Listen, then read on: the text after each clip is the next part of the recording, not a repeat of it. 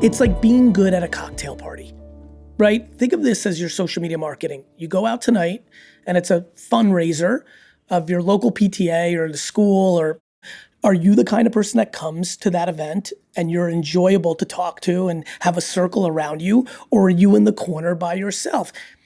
The reality is being an introvert and not being comfortable in that is incredibly appropriate and awesome. As a business, you'd like to think that you're trying to market and get business. And so to me, there's so much more permission for creativity than people allow themselves.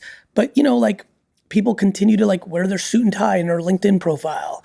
And like they don't understand the room is what I also ultimately think. I think like you take the most stuffed up person you know.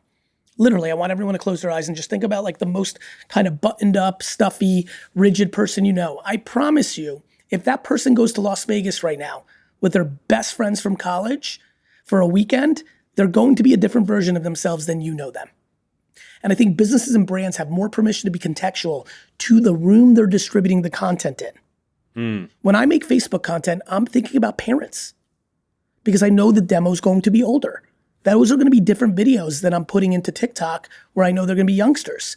The words and the videos and the slang and everything I say and do is different. Yet I believe most people are just making a video and then pushing them out on these channels and expecting for it to succeed. They think of it as distribution.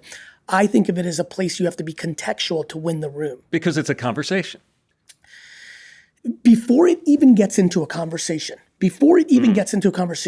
you can't win when you're a fish out of water.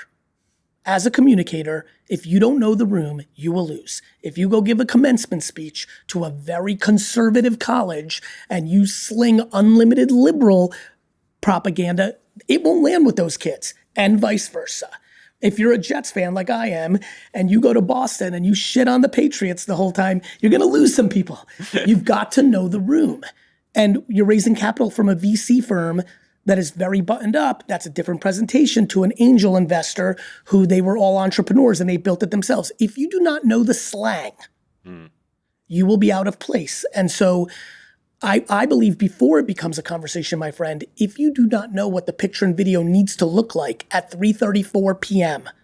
on a Monday in LinkedIn, which is mainly consumed by people who are at work. Think about all the psychology goes into this.